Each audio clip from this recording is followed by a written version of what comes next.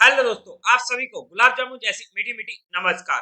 और उसी के साथ आप लोगों का स्वागत है मार्केट के पैचअप या ब्रेकअप शो में। आज की वीडियो काफी ज्यादा इंपॉर्टेंट होने वाली है बिकॉज कल के दिन होने वाला है बजट। तो वहां पर काफी इंपॉर्टेंट होने वाली है मार्केट, और क्योंकि यहाँ पर बैक टू बैक हमें इवेंट्स देखने को मिल रहे हैं, तो वहां पर हमें काफी ज्यादा दिक्कत भी देखने को मिल सकती है। तो उन सभी पॉइंट्स को कवर आउट करने की कोशिश करेंगे। उसी के साथ साथ कल के दिन होने वाली है दो आईपीओ की क्लोजिंग, एक हमारा मेन लाइन आईपीओ बीएलएस ई सर्विसेज का, और उसी के साथ साथ वोवेजा स्टूडियोज का आईपीओ। तो दोनों आईपीओ में क्या रहेगा, मेरा personal and final decision for education purpose, वहां पर उन सभी पॉइंट्स को कवर आउट करने की कोशिश करेंगे। तो अभी से इस वीडियो को लाइक और चैनल को सब्सक्राइब कर दीजिएगा। अगर हम आज के दिन सबसे पहले एफआई और डेली डाटा चेकआउट करते हैं, तो एफआई ने आज के दिन बाइंग करी है 1660 करोड़ की, और वहीं पर डीआईएस ने बाइंग करी है 2500 करोड़ की। नेट में बाइंग का फिगर एक मेजर फिगर है जो हमारे लिए और मार्केट के लिए पॉजिटिव हो जाता है। अब अगर हम बात करते हैं हमारे आईपीओ की, तो सबसे पहला आईपीओ हमारे पास आ जाता है हमारा मेनलाइन आईपीओ बीएलएस ई सर्विसेज का। ऑब्वियसली मैं इस आईपीओ को अपने हर फैमिली मेंबर के अकाउंट से अप्लाई करने वाला हूँ, लेकिन कौन सी कैटेगरी में हमारे लिए सबसे बेस्ट होने वाला है। देखो, सबसे इंपॉर्टेंट था क्योंकि यहाँ पर हमारे पास शेयर होल्डर का कोटा भी है। तो ऐसे में अगर आपके पास बीएलएस इंटरनेशनल के स्टॉक्स हैं, ऑब्वियसली कट ऑफ डेट से पहले पहले, तो आप वहां पर शेयर होल्डर कोटा में भी इसको अप्लाई कर सकते हैं। सिमिलरली उसी के साथ साथ आप इसको रिटेल या एचएनआई में भी अप्लाई कर सकते हैं सेम पैन कार्ड से। डिटेल में अगर आपको ये चीज समझनी है या आपकी एप्लीकेशन भी एग्जैक्ट ना हो, मैं जहां पर आई बटन में एक लिंक टैग कर दूंगा। जब टाटा टेक्नोलॉजीज का आईपीओ आया था, तब हमने वहां पर डिटेल्ड में स्टडी किया था कि कैसे हमें किस कैटेगरी में अप्लाई करना चाहिए, हमारी एप्लीकेशन भी रिजेक्ट ना हो, और उसी के साथ साथ किस कैटेगरी में कैसे फायदा होगा। बस वहां पर नाम चेंज कर लीजिएगा और कोई फर्क नहीं पड़ने वाला, और एक कट ऑफ डेट चेंज हो जाएगी। लिंक आपको आई बटन में मिल जाएगा। खैर, अगर हम बात करते हैं normally as a retail investor कि मुझे एचएनए में अप्लाई करना चाहिए या रिटेल में करना चाहिए, कहाँ पर मेरे मिलने के चांसेस काफी ज्यादा हो सकते हैं। तो देखो, अगर हमारे पास अच्छा खासा फंड है, वो तो वहां पर तो बिग एचएनआई कैटेगरी हमारे लिए सबसे बेस्ट होने वाली है। इससे अच्छी कैटेगरी नहीं होगी। बिकॉज अगर ये आईपीओ 4 से कि अगर 200x तक बढ़ जाता है, देखो पॉसिबिलिटी कम है कि इतना ज्यादा बढ़ेगा, बट बढ़ने को बढ़ सकता है। अगर बढ़ जाता है तो भी हमें वहां पर 40 में से किसी एक को जो आईपीओ मिल जाएगा। तो वहां पर हमारे पास चांसेस सबसे ज्यादा होते हैं आईपीओ अलॉटमेंट के। और उसी के साथ साथ अगर हम सेकेंडली बात करते हैं स्मॉल एचएनआई या रिटेल में कहाँ पर अप्लाई किया जाए, अगर हमारे पास अच्छा खासा पैसा है। देखो, अगर हमारे पास पैसा ही कम है, जैसे कि अभी हमने रिसेंटली एसएमई आईपीओ भी काफी ज्यादा लगा दिए, तो ऑब्वियसली मेरे पास भी बिग एचएनआई में लगाने लायक पैसा नहीं बचा है, तो मैं तो इसे स्मॉल एचएनआई में ही लगाऊंगा। बट अगर हम चाहते हैं कि हमारे प्रोबेबिलिटी ज्यादा इंक्रीज हो, देखो, अगर मान लो कि दोनों ही सिनेरियो में स्मॉल एचएनआई और रिटेल में ऑलमोस्ट 200x तक जी आईपीओ बढ़ जाता है, मतलब एक 20x का रेंज को हम कुछ भी नहीं मानेंगे। अगर मान लो किसी भी में 180 170 बढ़ गया और दूसरी में 200 बढ़ गया, तो उससे थोड़ा बहुत इग्नोर कर सकते हैं। बट ऑलमोस्ट अगर इतना बढ़ता है, तो अगर मेरे पास पैसा है तो मैं वहां पर जो चांसेस लूंगा अपनी किस्मत का, वो खेलूंगा स्मॉल एचएनआई में ही। वहां पर फिर मैं रिटेल कैटेगरी में अप्लाई नहीं करूंगा, क्योंकि जब वहां पर अच्छा खासा लक फैक्टर ही चलना है, तो वहां पर लिया जाए जहां पर हमें सबसे ज्यादा फायदा हो सकता है। सेकंड सिनेरियो ये आ जाता है कि मान लो कि स्मॉल एक्चुअली में बढ़ा 150x, जहां पर बढ़ गया हमारा रिटेल में 250x, तो वहां पर हमारे पास सबसे ज्यादा चांसेस हो गए स्मॉल एक्चएनआई में मिलने के, क्योंकि वहां पर प्रोबेबिलिटी इंक्रीज हो जाएगी as compare to retail category. तो वहां पर मैं इसे स्मॉल एक्चएनआई में ही अप्लाई करूंगा, एंड वाइस वर्सा टू। अगर जहां पर 250x हो जाता है और वहां पर 150x बढ़ता है, तो मैं इसे रिटेल कैटेगरी में अप्लाई कर दूंगा, फिर मैं ज्यादा पंगे नहीं लूंगा। और अगर हमारे पास ऑलरेडी शेयर्स हैं, तो वहां पर हम इसे शेयर होल्डर कैटेगरी में भी इंक्लूडिंग ऐड कर सकते हैं, तो वो हमें एडिशनल बेनिफिट मिल जाएगा। अब हम अगर सेकंड आईपीओ की बात करते हैं, वोवेजा स्टूडियोज, जिस तरीके का जो आईपीओ है, आई नो कि काफी लोग काफी ज्यादा इंटरेस्टेड हैं, बट कंफ्यूज भी है क्या हमें ये आईपीओ अप्लाई करना चाहिए या नहीं करना चाहिए। पर्सनली मैं अपनी बात करूं, अगर हम जहां पर देखते हैं कि ऑब्वियसली मेरे पास अभी के लिए पैसा नहीं है इस आईपीओ में लगाने को, लेकिन कल तक मुझे जहां पर फोन बुक डेवलपलेक्स और डोकोमोट का पैसा रिफंड हो जाएगा, तो वहां पर हमारे पास पैसा अवेलेबल हो जाएगा। बट अगर मैं इसमें बात करूं, अगर आप इसका जीएमपी देखोगे ना आज के टाइम पर, क्योंकि काफी लोग जीएमपी के बेसिस पर भी लगाते हैं। तो इसका जीएमपी ऑलमोस्ट 2% के करीब का चल रहा है। अगर मैं जीएमपी के बेस पर इस आईपीओ में डिसीजन लेता तो ऑब्वियसली मैं इस आईपीओ को इजीली अवॉइड कर देता। बट जीएमपी के अलावा अगर मैं इसमें डिसीजन देने की कोशिश करूं तो भी ऑलमोस्ट सर्टेन है कि मैं इस आईपीओ को इजीली अवॉइड करने वाला हूं। मैं पर्सनली यहाँ पर इस आईपीओ को नहीं लगाने वाला हूँ। ये मेरा इसमें फाइनल डिसीजन होने वाला है। बीइंग एन डिफेंसिव होकर तो हम अप्लाई करते ही नहीं है किसी भी एसएमई आईपीओ को। बीइंग एन अग्रेसिव होकर मैं करूंगा नहीं। But being an highly aggressive होकर कि अगर मुझे करना होता कि एक ऐसा सेक्टर है जहां पर हमें ग्रो देखने को मिल सकती है आने वाले टाइम में, ऑब्वियसली मैं लॉन्ग टर्म के पर्सपेक्टिव से नहीं जाता हूँ। लॉन्ग टर्म के पर्सपेक्टिव से मैं सिर्फ और सिर्फ म्यूचुअल फंड्स को प्रेफर करता हूँ। और being a mutual fund distributor, अगर आप लोगों को भी कोई हेल्प चाहिए, या आप लोगों की कोई क्वेरी हो, या आप लोग चाहते हो कि हम आपका पैसा मैनेज करने में आपकी हेल्प करें, तो आपको डिस्क्रिप्शन में मेरा नंबर मिल जाएगा। आप मुझसे कांटेक्ट कर सकते हैं। आपकी क्वेरी को जल्दी से जल्दी सोल्व कर दिया जाएगा। अगर मुझे जहाँ पर बीइंग ए हाईली एग्रेसिव होकर ये आईपीओ लगाना होता और मुझे एचएनआई में मिनिमम टू मिनिमम 100x की सब्सक्रिप्शन देखने को मिल जाती, तभी मैं वहां पर जाकर बीइंग एन हाईली एग्रेसिव होकर इस आईपीओ को अप्लाई करता। अदरवाइज मैं इसे इजीली अवॉइड कर देता। ये था मेरा इन दोनों आईपीओ में पर्सनल डिसीजन और फाइनल भी। बट ये मेरा डिसीजन था मेरे माइंडसेट के अकॉर्डिंग, मेरे रिस्क फैक्टर के अकॉर्डिंग। आप लोगों का जो भी डिसीजन हो वो अपने रिस्क फैक्टर और अपने माइंडसेट के अकॉर्डिंग अपने फाइनेंशियल एडवाइजर से कंसल्ट करके कोई डिसीजन बनाइएगा। बाय द वे, जिनको भी एजनोवा में अच्छा खासा प्रॉफिट हुआ है उन सभी को कांग्रेट्स। अब अगर हम बात करते हैं आज के दिन की मार्केट की, तो क्या हमारी कल के दिन बात हुई थी 21,500 का लेवल अगर नीचे को आता है तो हमें वहां पर 21,450 से 400 तक के लेवल देखने को मिल सकते हैं। पहला लेवल हमारा 450 का था और हमारा टारगेट हिट हो चुका था और उसे ट्रेल करते हुए बुक करना पड़ेगा।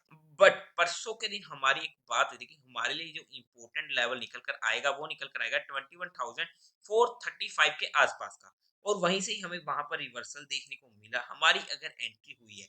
और वैसे भी कल स्पेशली कहा था एक दिन मार्केट ऊपर, एक दिन नीचे, एक दिन ऊपर, एक दिन नीचे।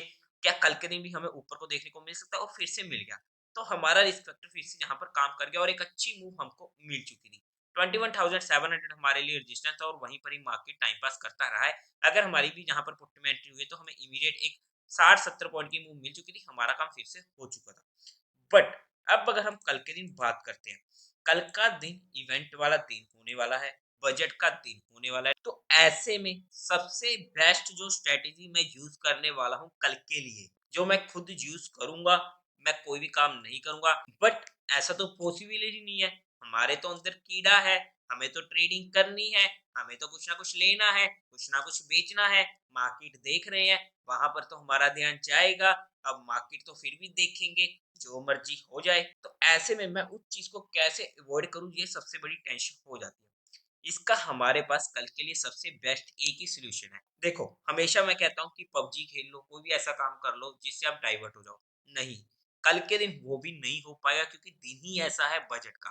तो ऐसे में सबसे बेस्ट सोल्यूशन जो मेरे पास है, जो मैं करने वाला हूँ, मैं कल के दिन अपना फोन लेके ही नहीं जाऊंगा और मेरा फोन घर पे रहेगा और मैं आराम से काम पर जाऊंगा। तो वहां पर मैं सिर्फ और सिर्फ कल के दिन बजट को देखूंगा और बजट में क्या आ रहा है वो सुनूंगा। और वो आपको भी सुनना चाहिए, इससे आपको भी काफी ज्यादा इंफॉर्मेशन मिलती है जो हमारे लिए सबसे अच्छा पॉइंट हो जाता है। इंपॉर्टेंट होगा कल का बजट बजट देखना, क्योंकि हर बार होता है कि हमें देखना होता है कि बजट किस तरीके का आ रहा है। जनरली बजट के दो पहलू होते हैं। पहला पहलू होता है आम लोगों का बजट, यानी कि जहाँ पर गवर्नमेंट हम जैसी नॉर्मल पब्लिक मिडिल क्लास के लिए कुछ ना कुछ चीजें प्रोवाइड करती है ताकि उनको फायदा हो सके। सेकंड होता है देश का बजट, मतलब कि इसमें होता है कि गवर्नमेंट ऐसा क्या कर रही है जिससे देश को फायदा हो। अब दोनों चीजों को एक साथ लेके नहीं जा सकते कि पूरा का पूरा हम देश को दे दे या पूरा का पूरा हम आम लोगों को दे दे। तो वो इम्पोर्टेंट होगा किस तरीके से इस बार गवर्नमेंट किस तरीके का बजट पेश करती है, लोगों का बजट होने वाला है या देश का बजट होने वाला है। जितने भी हमें इस गवर्नमेंट में पुराने बजट देखने को मिले हैं वहां पर वो सिर्फ और सिर्फ देश का बजट रहा है और देश का बजट रहा है। और वहां पर हमें मार्केट में अच्छी खासी तेजी भी देखने को मिली है अगर हम पिछले कुछ 7-8 सालों से मार्केट को देखते हैं। बट कल के बजट में क्या होता है वो हमें कल ही पता लगेगा, तो वहां पर चेकआउट करने की कोशिश करेंगे। टेक्निकली अगर मैं लेवल्स की बात कर लूं, बट कल के दिन टेक्निकल्स काम नहीं करेंगे, इस पॉइंट को बैक ऑफ माइंड रख लीजिएगा। और साथ ही साथ कल के दिन होने वाली एक्सपायरी, तो वहां पर अगर हमें काम करना भी है क्योंकि हमारे अंदर तो कीड़ा है, हमें तो कुछ ना कुछ करना है। तो जो बेस्ट टाइम होगा ना वो होगा 2:15 के बाद ही। अगर हमें कुछ काम करना है उसके पहले मैं कोई भी काम नहीं करूंगा, क्योंकि वहां पर अच्छे खासे प्रीमियम चल रहे होंगे और वहां पर मुझे बिना फालतू के जैसे जैसे प्रीमियम टूटेंगे वहां पर मेरा लॉस होता रहेगा, तो उस चीज के चक्कर में नहीं पड़ना है। मेजर लेवल जो हमारे पास कल के लिए होने वाला है, अगर मैं टेक्निकली बात कर रहा हूँ, वैसे कल के दिन लेवल काम करेंगे मुझे नहीं पता, चांसेस काफी ज्यादा कम है कि काम करे या ना करे। बट हाँ, फिर भी हमारे लिए जो मेजर लेवल होने वाला है वो होने वाला है 21,830 से 850 की रेंज, जो हमारी डिस्कस हुई थी। हो सकता है कि अगर मार्केट ने वहां से नीचे की मूवी देनी हो तो एक बार ऊपर को जाए इस लेवल को, और वहां पर शॉर्टर्स को ट्रैप करने के लिए वहां पर अच्छे खासे शॉर्ट्स जनरेट करे, और फिर वहां से नीचे की साइड मार्केट ब्रेक करो और एक अच्छा खासा ब्रेक हमें देखने को मिल जाए। सेकंड सिनेरियो ये हो जाता है, अगर मैं सपोर्ट की बात करूं, इमीडिएट सपोर्ट तो हमें मिलेगी ये वाली 21,400 के पास की, बट ये वीक सपोर्ट होने वाली है। और अगर इस लेवल के नीचे जाता है तो हमें 21,250 तक के भी लेवल देखने को मिल सकता है, और इस लेवल के नीचे जाता है तो हमें वहां पर और भी ज्यादा दिक्कत देखने को मिल सकती है।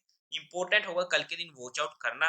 बट अगर हमारी यहाँ पर 21,850 के ऊपर एंट्री होती है टेक्निकली बेसिस पर, तो वहां पर हमें स्ट्रिक्ट स्टॉप लॉस के साथ, इनफैक्ट स्टॉप लॉस हमारी कहीं पर भी पोजीशन ऐड हो स्ट्रिक्ट होना चाहिए। बट इंपॉर्टेंट पॉइंट कि कल आप लोग अगर काम कर रहे हो तो काफी कम क्वांटिटी के साथ करिएगा। कोई दिक्कत नहीं है, ऐसे दिन हमें बहुत कम मिलते हैं, आई नो, लेकिन ऐसे दिनों में ही लोग पैसा उड़ा देते हैं।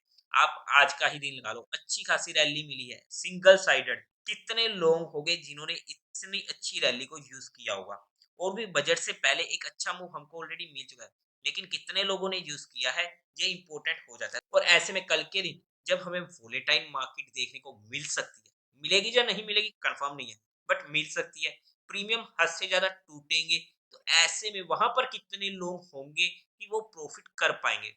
ऑब्वियसली हर कोई प्रॉफिट नहीं करता, हर कोई लॉस नहीं करता, लेकिन अगर हम हमारी लिमिटेड क्वांटिटी के साथ काम कर रहे हैं, तो जब हमारे पास मार्केट की डायरेक्शन क्लियर होती है, हमारे पास श्योर शॉर्ट चांसेस होते हैं। देखो श्योर शॉर्ट कभी भी नहीं होता, लेकिन हमारे पास 90% की प्रोबेबिलिटी होती है कि जहां से मार्केट ऊपर जाएगा, जहां से नीचे को जाएगा, तब हम वहां पर अच्छे से पैसा बुना भी सकते हैं। तो हमें उन मौकों को तलाश करनी चाहिए, इनफैक्ट ऐसे मौकों में जहां पर हमारा रिस्क फैक्टर काफी ज्यादा हो, उन मौकों को थोड़ा सा अवॉइड करना चाहिए। बाकी आप जो भी कल के दिन काम करो अपने सेटअप के अकॉर्डिंग ही करिएगा, और अपने स्टॉप लॉस के साथ, कम क्वांटिटी के साथ, और अपने फाइनेंशियल एडवाइजर की सलाह से कोई फाइनल एक्शन लीजिएगा, क्योंकि कल के दिन काफी लोग बर्बाद भी होते हैं और काफी लोग आबाद भी होते हैं। बट हमें बर्बादों वाली में नहीं आना है। अगर हम आबाद नहीं हो रहे चलेगा, हम जैसे हैं वैसे ठीक है, लेकिन हमें बस इस कैटेगरी में नहीं आना है। अगर इस कैटेगरी में आ गए तो हम हमेशा के लिए स्टॉक मार्केट से भी दूर हो जाते हैं। बाय द वे, एक इंपॉर्टेंट न्यूज पेटीएम, जहां पर पेटीएम के रिलेटेड एक न्यूज आई है कि आरबीआई ने जहां पर आज के दिन से ही पेटीएम जो हमारा बैंक है उसमें जो नए क्लाइंट्स को एड ऑन करने का जो सिनेरियो था वो विद इमीडिएट इफेक्ट रोक दिया गया है। अब पेटीएम आने वाले टाइम में नए क्लाइंट्स को ऐड ऑन नहीं कर पाएगा, जो पेटीएम के लिए एक काफी बैड न्यूज हो जाती है। क्या इसका इफेक्ट हमारी बैंक निफ्टी पर पड़ सकता है? मुझे कमेंट करके बता दीजिएगा।